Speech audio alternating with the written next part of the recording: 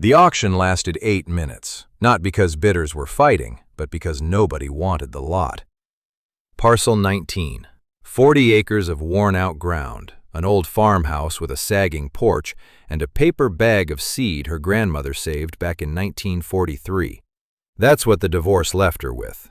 Her ex drove off with the new tractors, the bank accounts, the insurance payout, everything that looked valuable on paper. She got what nobody else would take. The county heard immediately, at the diner, at the feed store, at the co-op. They laughed. Not cruel exactly, but comfortable. The kind of laugh people give when they're certain they'd never make the same mistake. But she had something nobody in that room understood yet. Something that had been sitting in a kitchen cupboard for 70 years, waiting. The marriage had been a slow thing to fall apart, not one big fight, just years of small ones stacking up. He wanted new equipment, the latest models financed to the hilt. She wanted to keep the old ways, fix what broke, save what worked. He called her backward, she called him reckless. They were both right, in different ways. When the split came, the lawyers drew the lines. He got the machinery, the bank accounts, the insurance payout from the year the hail took the corn. She got the house nobody wanted and the land nobody could farm profitably. The judge asked if she had any objections. She said no. The morning he left, the last truck pulled away from the yard, a flatbed loaded with a tractor he'd bought 3 years ago, still not paid off. She stood in the yard and watched him go. The dust settled slow. A neighbor drove by, slowed down, looked at her standing there in the empty yard, shook his head just once, and kept going. She didn't wave. She just stood there until the dust was gone, then turned around and walked back inside. Because of that, she had to figure out what to do with the ground that was left. 40 acres of tired soil, a barn with a hole in the roof, and not much else. She walked the fields that afternoon. The ground was hard, compacted. Years of heavy equipment and chemical inputs had left it dead. She sat on the porch that night and looked out at the dark field. No plan yet, just the quiet. The bag sat in the back of a kitchen cupboard. Brown paper, folded twice at the top, held shut with a rubber band that had gone brittle years ago. She found it 3 days after he left, while she was cleaning out the cupboards. She almost threw it away. But she saw the handwriting on the outside, her grandmother's. A thin, careful script she hadn't seen since she was a girl.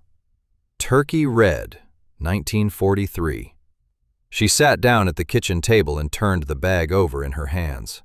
The paper was soft, almost cloth-like from age.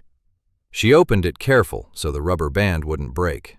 Inside, the seed. Hard, dark kernels, still good, still alive. Turkey Red is a hard red winter wheat the Mennonites brought from Ukraine in the 1870s, packed in barrels on ships, then in wagons across the plains. It grew where nothing else would, survived drought, cold, and the poor soil that broke other varieties. For 70 years it was the wheat that fed the Great Plains. Then the hybridizers came. New strains that yielded more, stood taller, resisted the diseases common then. Turkey Red faded out. By the 1960s, you couldn't buy it anymore. By the 1980s, most farmers had never heard of it. But her grandmother remembered. The year was 1943, a drought year, one of the worst. The wheat failed across the county. Fields that should have been gold in July were brown and stunted. The government sent checks. Farmers walked away. Her grandmother's Turkey Red survived. Not a full crop, but enough. A field that produced where nothing else did. She threshed it by hand, winnowed it in the wind, and held back a bushel for seed. She told nobody. She put it in a paper bag, wrote the date on it, and tucked it away. By the time she passed, nobody remembered the bag existed. It sat in that cupboard through 3 decades, through the farm changing hands, through marriages and funerals and harvests, just waiting. So she had a bag of wheat that hadn't been planted in 70 years, and nothing else to do with the ground. A Thursday morning. The county ag extension agent pulled into her lane in a white truck with the county seal on the door. Friendly enough. He stepped out, shook her hand, introduced himself. She offered him coffee. He took it. They sat at the kitchen table. He asked about her plans for the ground. She told him she was thinking about wheat. He nodded, took a sip of coffee, and asked what she had for equipment. She told him the truth. Nothing. He set the cup down, looked at her for a long moment. Then he told her what he thought. The ground would take 3 years of amendments to grow anything commercial. Lime, fertilizer, cover crops. Maybe then she could think about a cash crop. He told her modern hybrids would out-yield any old variety 4-to-1. He told her disease resistance was a gamble you couldn't afford to take on tired soil. He told her she'd be wasting her time. She listened, didn't argue. She mentioned the seed, just mentioned it. The bag in the cupboard, the handwriting, the year. He laughed, not mean, just certain, and told her seed that old was probably dead. And if it wasn't, it wouldn't compete with modern genetics. He told her the university had tested heritage varieties before. Low yields, disease problems, a novelty, not a crop. The room went quiet. She didn't argue. He finished his coffee, thanked her, and walked back to the truck. She stood on the porch and watched him go down the lane. The white truck got smaller. Then it turned onto the county road and was gone. Long pause. She went inside, opened the cupboard, pulled out the bag, held it in both hands for a moment. Then she walked to the barn and got the shovel. The following spring, she planted it anyway. She didn't have a tractor. She borrowed a neighbor's old disc harrow that had been sitting in a fence row for 10 years, rusting into the ground. The neighbor told her to keep it as long as she wanted. He didn't say it, but she knew what he meant. He figured she'd give up before the discs wore out. The rust flaked off when she dragged it across the yard, leaving orange streaks on the gravel. She hitched it to the back of an old truck that had been her grandfather's. It took her 3 days to get the ground ready. The soil was hard, compacted. The discs bounced off the surface in places, and she had to go over the same rows twice, 3 times, until the dirt broke open. Dust rose in clouds that hung in the still air. By the 3rd day, she could feel the vibration in her arms. She planted by hand, the way her grandmother taught her. A bucket of seed slung over one shoulder, walking the rows, letting the kernels fall in a steady stream from her fingers. Slow work, quiet work. The kind of work that gives you time to think. The turkey red wheat kernels were small and dark, almost black against the pale soil. She could feel each one leaving her hand. The neighbors noticed. The diner chatter started. "She's planting what? In that ground? That's not seed, that's history." "Same thing." "The county extension agent said it won't grow." But she kept going. 12 acres of turkey red wheat, planted in late October by the time the first frost hit. She walked the last row as the sun went down. The field behind her looked like nothing, bare dirt with a few dark specks on it. The wind picked up, and she pulled her coat tighter. She stood at the edge of the field and looked at what she'd done. 12 acres of hope that everyone in the county thought was a mistake. The truck idled behind her, headlights cutting through the dusk. Then winter came, and nothing happened for months. Winter came hard that year. The ground froze solid by mid-November, and a foot of snow covered the field before Thanksgiving. You couldn't tell anything had been planted there, just white, all the way to the tree line. The wind scoured the surface, drifting snow against the fence posts. The county forgot about her. The diner chatter moved on to other things. Somebody else's bad decision, somebody else's divorce, somebody else's failed farm. She was just the woman who'd planted dead seed in dead ground, a story that got told once and then worn out. She fixed fence that winter, patched the barn roof where the snow had been leaking through, kept the wood stove going, read books by lamplight because she couldn't afford to run the generator more than a few hours a day. The silence was the hardest part. Nothing to do but wait. One evening, cold enough that the windows had frost on the inside, she was cleaning out a box of her grandmother's things. Old cookbooks, recipe cards in that same thin handwriting. A letter fell out, tucked between the pages of a yellowed cookbook, dated 1944, the spring after the drought, the year half the county gave up. Her grandmother had written it to her sister, who'd moved to California. She talked about the farm, the weather, the wheat, then a line toward the bottom that she read twice. The wheat that starves is the wheat that can't wait. She sat there in the lamplight and read it again. Then she folded the letter careful and put it in the bag with the seed. Not the seed she'd planted, the seed she still had left, a handful of kernels in the bottom of that brown paper bag. She tied the bag shut and set it on the shelf. Spring came slow. The snow melted in fits and starts. The ground softened. The first warm day, she walked out to the field, not expecting much, just wanting to see. She saw it. Green, thin, patchy, uneven, but green. The turkey red had survived the winter. It was coming up through the thawed ground, pushing toward the sun. The shoots were barely 2 inches tall, but they were there. She stood at the edge of the field for a long time. Then she turned around and walked back to the house. That spring, the county had bigger problems. The first report came in March, when a wheat farmer 30 miles south of town noticed the leaves on his winter wheat curling and the heads turning black before they filled. He called the extension office, and they told him to send samples. Within 2 weeks, it was in 3 counties.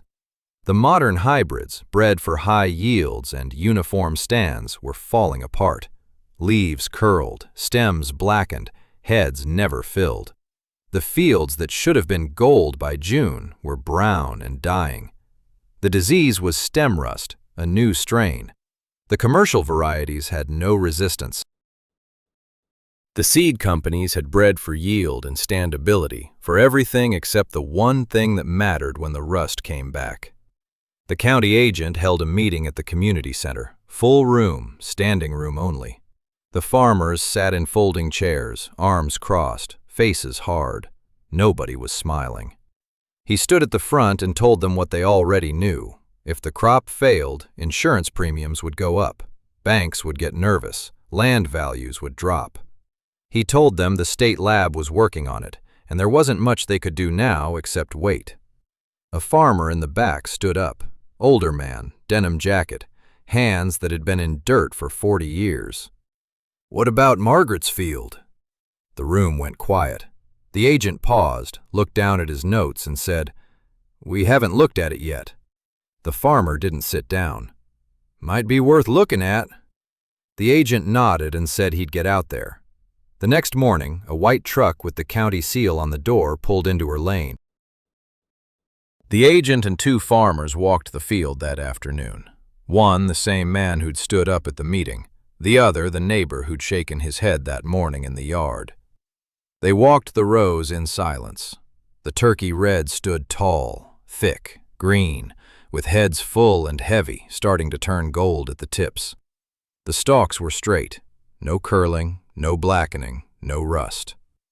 The agent stopped in the middle of the field, knelt down, ran his hand across a head of grain, pulled it close to his face, looked at it a long time, then looked up at her.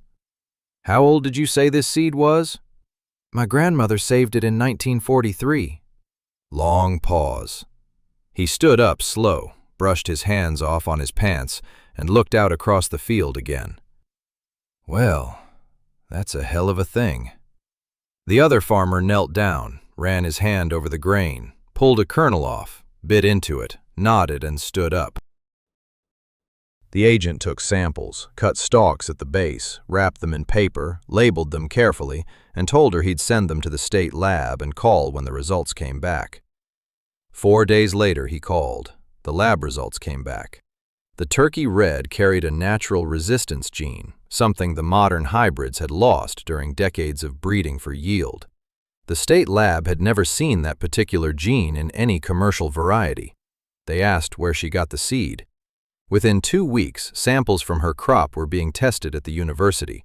The plant pathologists wanted to study it. The breeders wanted to cross it. The seed companies wanted to license it. She told them all the same thing: no. The farmers who'd laughed at her started showing up at her doorstep, not to apologize, to ask for seed. They came in the evening, after chores, hats in their hands, boots scraped clean on the porch step. They asked how much she had. They asked what she wanted for it. The county agent called. Asked her to speak at a meeting. She said no. He drove out, asked again. She said no again. He didn't ask a third time. One farmer came by on a Saturday, the same one who'd laughed loudest at the diner. He stood on her porch, holding a coffee cup she'd given him, and didn't say anything for a long while. Then he reached into his pocket and pulled out a roll of cash, held it out to her. She took it, counted it slow. Then she walked inside and came back with a bag of seed, brown paper, folded twice, rubber-banded. Not the original bag, a new one, but the same seed. "Don't plant it all," she said. "Save some for next year." He nodded, took the bag, held it the way you'd hold something fragile. He didn't say thank you. He didn't need to. That fall, when the harvest came in, the numbers told the story. Her yield was lower than the modern hybrids, maybe 60% of what they'd produce in a good year. The heads were smaller, the kernels were darker. The combine, borrowed from the same neighbor who'd lent her the disc harrow, ran slower through her field than it did through the modern varieties. But her crop was the only healthy wheat in 3 counties. The local mill owner heard about it. A man in his 70s who'd been grinding grain since he was a boy. A man who knew wheat the way most men know their own land. He drove out himself. He walked the field, pulled a head of wheat, rolled the kernels between his thumb and forefinger. Then he made her an offer. 3 times the market rate. Cash. He told her nobody could buy that strain anywhere else. Told her the bakeries in the city were already calling, asking about heritage flour. Told her he'd take every bushel she had and every bushel she grew next year. She took the deal. The neighbor who bought seed from her harvested a crop that survived the next rust outbreak. Not as clean as hers, but green where the modern fields were black. He brought her a jar of honey from his bees the following spring. Didn't say anything, just set it on the porch and left. By the 3rd summer, 12 other farms in the county had planted turkey red. The diner chatter changed. Somebody made a joke about the old ways. Nobody laughed. Years later, someone asked her why she kept the seed. She was sitting on the porch, the field behind her gold. The same 40 acres, but the soil wasn't hard anymore. Deep roots and organic matter had changed things. The turkey red had done what the chemicals couldn't. The question came from a young woman who'd heard the story, a college student studying agriculture. She'd driven out to meet the woman who saved the wheat. She sat on the porch steps, notebook in her lap, and asked it straight. "Why did you keep it all those years?" She thought about the grandmother who folded the bag, the drought of 1943, the hybridizers who said old wheat was obsolete, the county agent who laughed. The winter when nothing happened. The spring when the green came. Because the tree already did the hard part. The young woman didn't understand. She pointed to the field. "The wheat that survives 70 years in a paper bag doesn't need me to protect it. It just needs someone to plant it." The young woman wrote that down. Then she asked if she could buy some seed. She said no. She gave it to her. The county agent retired, and the new one doesn't know the story. He drives past her field sometimes, sees the turkey red, and assumes it's a modern variety. Nobody's told him different. She still grows turkey red. Farmers across 3 states buy seed from her. The university started a heritage wheat program and asked for her grandmother's strain. She gave them a bag. She kept the rest. The bag sits in the same kitchen cupboard. Brown paper, folded twice, rubber-banded. Her grandmother's handwriting still on the outside. Turkey red, 1943. Nobody's laughing.